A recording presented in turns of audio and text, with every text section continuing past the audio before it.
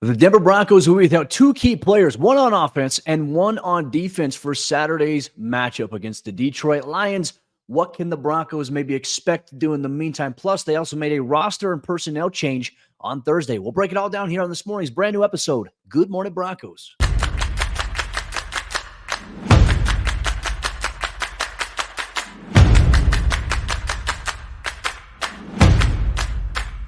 Good morning, Broncos country. Welcome into another installment of GMB here on Mile High Sports YouTube page. Mile High Sports is every team, every day for all your favorite coverage of all things Colorado sports, pro sports, college, whatever it may be. Make sure you check out our YouTube page here every single day. On top of that, make sure you add this to your routine. You want to know what's going on with your Colorado Avalanche, Denver Nuggets, Colorado Rockies, Denver Broncos, CU Buffs, CSU Rams. Make sure you check out milehighsports.com every single day for fresh, up-to-the-minute conversations, content, columns, breaking news, recaps, updates, whatever you may be looking for your favorite Colorado sports teams.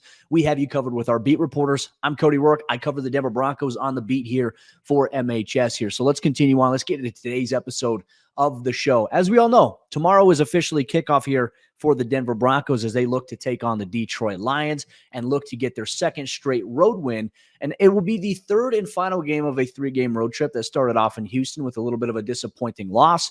Denver bounced back against the Los Angeles Chargers. And then now it all comes down to a Motown showdown on Saturday night, 6:15 p.m. Mountain Time kickoff.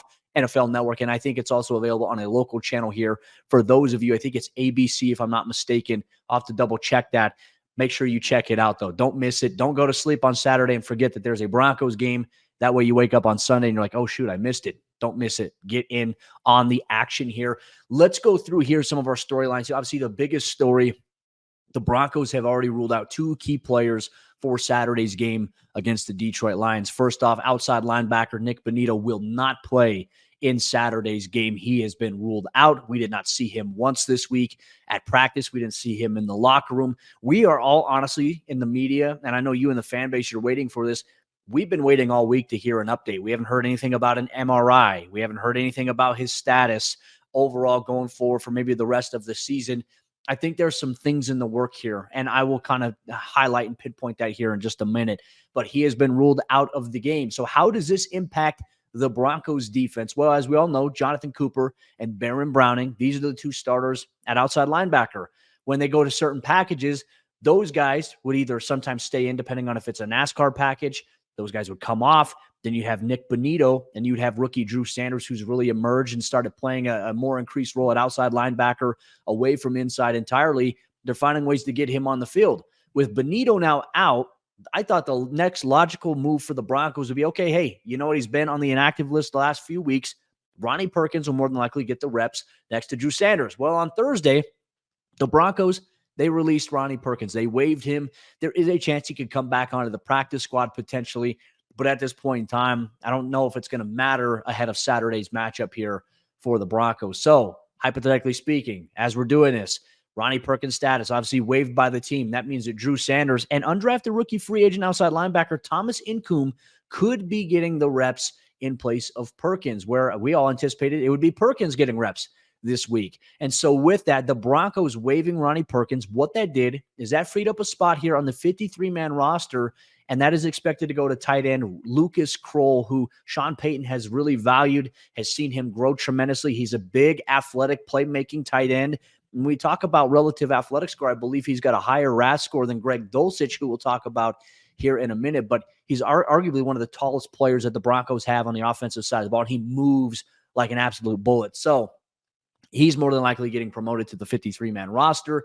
Kareem Jackson set to return next week, which means that the Broncos are going to have to make another roster move in order to bring him back onto the 53-man roster. Greg Dulcich's window has officially opened in the 21-day period, so whenever they decide to activate him, if that's the case, then they'd have to make another move to make room for him on the active roster. So I think Denver's kind of playing wait and see. So when I alluded to it earlier that there's a reason behind why I think we haven't heard anything on Nik Bonitto.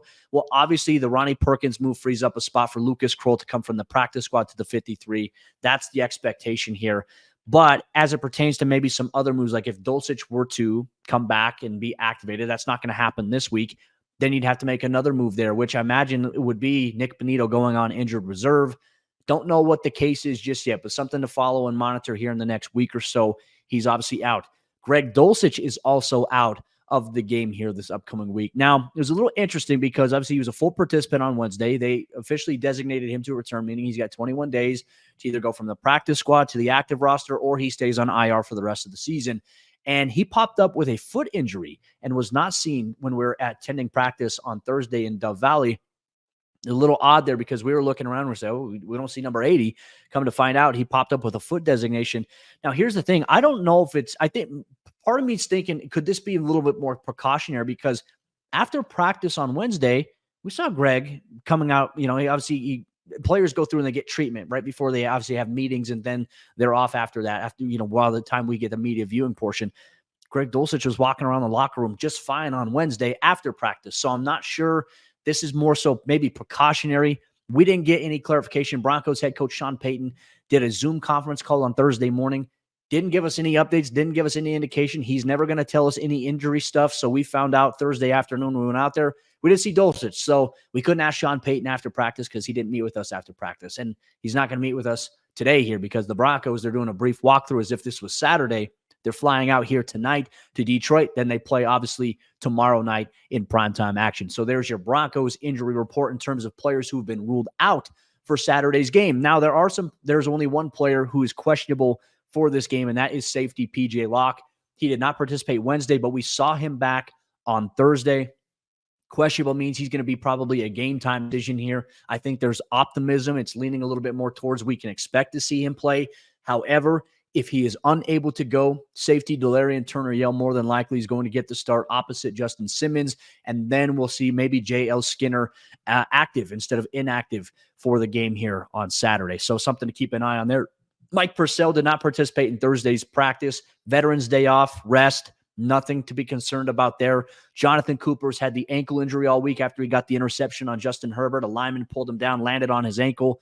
He's been limited. He is expected to play. He has no game status designation for questionable or anything, which means that he's going to be able to play here and is expected to be available in Saturday's game alongside Chris Manhertz, Quinn Miners, and Samaje Perine. All full participants outside of Manhertz. Manhertz was limited, did individual drills for a Veterans Day off, rest related as well. But Perine, Quinn Miners, fully ready to go here for the Broncos this upcoming week against the Lions. Now, taking a gander here at the Lions injury report, Josh Reynolds, wide receiver, was not on the injury report on Tuesday for an estimation, but he popped up on Wednesday with a back designation, limited on Wednesday. He was limited on Thursday as well. He is officially questionable for the game. Offensive tackle Taylor Decker, who's been banged up with a back injury, did not participate on Tuesday, was limited on Wednesday, and then was able to go a little bit more on Thursday. He is questionable. Hendon Hooker has been ruled out of the game. Obviously for him, he's not necessarily a guy in the spotlight here for the Lions. Knee recovery. He's been a full participant all week, but he's been ruled out. They're obviously not going to play him. Defensive tackle Bonitto Jones, neck injury designation, limited Tuesday, Wednesday, full participant on Thursday, is questionable as well. And then Frank Ragnow, obviously their center, one of their key parts of their offensive line, knee, back, and toe. Sounds like sounds like every old guy. Sounds like me when I get out of bed. My knees hurt, my back hurts, my toe hurts all the time here. Limited on Tuesday and Wednesday, full participant on Friday. It could be leaning toward the fact he could be making his return against the Broncos here in Saturday's game, but he is listed officially as questionable here for the Broncos. So a lot to kind of keep an eye on here, but that really kind of sums up our report here for today's episode of the show when we talk about injuries, where the Broncos are at. We'll get into some other things we're looking forward to seeing, maybe some players to watch. You're going to get all that action here on this morning's edition of Good Morning Broncos on Mile High Sports YouTube page. Real quick, let me tell you about Superbook Sports, the sponsor of today's episode of the show. Refer a friend and earn a $50 bonus this season with Superbook Sports. Superbook is the most trusted name in sports wagering, and you don't want to miss their Refer a Friend bonus.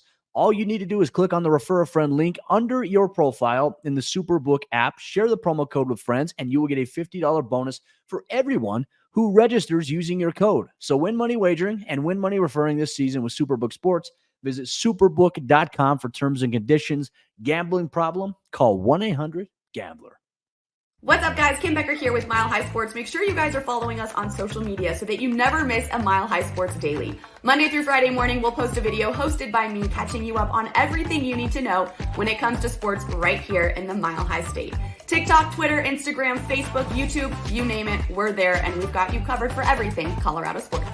Just a reminder, Broncos country, and if you're a fan of every favorite Colorado sports team, make sure you make milehighsports.com part of your daily routine. Fresh stuff in the morning, afternoon, and in the evening. When there's anything that's going on with your favorite team, you can expect instant reaction, what it means, and in-depth analysis and more at milehighsports.com. And also make sure you subscribe to us on your favorite social media channels, Instagram, whatever they call it now these days. Facebook is very popping here for MHS, and also our Mile High Sports YouTube page. So subscribe or follow so you never miss out on what's going on here. Let's talk about real quick before we get out of today's episode of the show, who are some of the players I think Broncos country needs to keep their eye on here in Saturday's matchup against the Detroit Lions. On the offensive side of the ball, I kind of feel like this might be the makings here for the Broncos offense to maybe have some more success in the run game. I said it in Locked On Broncos, another podcast that I do. I believe that this is going to be the first game this season where Javonte Williams hits over 100 yards rushing for Denver. And there's a statistic that popped up on the CBS broadcast last week that said that the Broncos are 10-1 when Javonte Williams has 15 or more carries in a game. And by far, looking at it this season, the Broncos, anytime he has 15 or more carries, they've won those games. Anytime he's had less than 15, the Broncos, there's been some games that they've won, but ideally it was part of the losing streak and where things were going on there for Denver. So they've been having some success here, obviously, in the run game. Javonte has yet to hit over 100. He's had 82 yards. He's had 85 yards in a game. And I think this is the week where he gets over 100 yards, which could be big news here for Denver. So I've got my eye on him. I've got my eye on Jerry Jeudy, who's under the microscope of everybody in Broncos country in terms of the fan base. I think you have to keep going to Jerry. And I think that's exactly what Broncos head coach Sean Payton plans to do here. It's not about, okay, Jerry had opportunities to make plays on Sunday against the Chargers. He had a couple go through his hands. He had a couple missed opportunities. But Jerry met with the media this week, as we showed you in yesterday's show. And Jerry said, you know what? I'm making plays. I'm running routes. I'm getting open. I just got to be able to finish it. There's accountability, self-accountability by Jerry. So hopefully, in the eyes of the fan base, buys him some grace a little bit. But if I'm Sean Payton, one thing that I'm doing here, I'm saying go for it. You know what? We're going to keep going. Jerry's getting open. We just got to make the plays. We got to throw, and he's got to finish. You're not going to shy away just because he didn't make a couple plays this past week against the Chargers that all of a sudden you're going to stop and say, you know what? We're not even going to look his way anymore. Jerry can be a big asset. I think Lucas Koll now potentially being in line for a 53-man roster spot. I think that adds more opportunities, especially after his 35-yard catch that he had vertically last week. Denver's going to have chances this week, and I think against a secondary like the Detroit Lions, that their cornerbacks, they're struggling a little bit this season. This is another opportunity for Courtland Sutton to go out there and have yet another big game for the Broncos. There's 4 games left. Can he get a touchdown in each of these 4 remaining games? Could he have a multiple touchdown game? It is certainly possible here, but Denver's going to have to counteract Aiden Hutchinson. Obviously, Alex Anzalone is going to have to be a guy you have to worry about here. I think Denver can take advantage a little bit. If they can get the run game going with Javonte and with Samaje, I also think that you can pop some shots there to Courtland Sutton. I like the matchup of him against Detroit's cornerbacks in this game specifically. Those are things that I'm looking at here for Denver. I think defensively, we'll wait and see. Josh Reynolds obviously questionable for this matchup, but if he's out of the mix here for Denver, obviously you still have to account for Jamison Williams. You still have to account for Amon-Ra St. Brown, Khalif Raymond, Donovan Peoples-Jones, and tight end Sam Laporta. That offense in Detroit is very well balanced. They have really good players. They have weapons everywhere.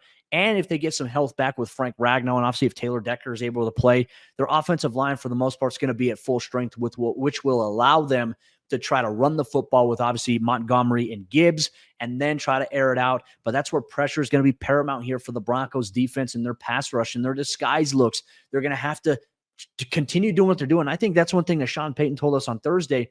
Looking at how Denver's defense is playing in terms of sending pressure, being able to blitz defensive backs, it's all about how well can you disguise it. And the times that they've done it and the times that P.J. Locke or Jaquan McMillan have gotten home, you don't see it pre-snap that these guys are coming. They do a great job of disguising it and timing it the right way, which I think pays dividends here for Denver's defense, production, takeaway, and being able to force the clock of Jared Goff and that offense to maybe speed up a little bit, and you can force them into some mistakes. That's going to be the key in the formula here for the Broncos defense here on Saturday. And those are the players that we have our eyes on here for the Broncos on offense and defense. Just a reminder, Broncos country, the game kicks off on Saturday, 6:15 p.m. Mountain Time on NFL Network. We get Kevin Harlan on the call. Anytime Kevin Harlan is calling a game, I love it. I enjoy it. There's always some enthusiasm, some exciting plays, and hopefully the Broncos can be the beneficiary of some of his great calls this upcoming weekend. But with that said, Broncos country, that'll wrap up today's episode of GMB here on Mile High Sports YouTube page. Just a reminder, subscribe or follow here so you never miss out. We get you every single weekday at 9 o'clock a.m. Mountain Time. And make sure you check out milehighsports.com every single day for all your Colorado sports team needs. As a fan and as someone who consumes and loves Colorado sports, check us out every day.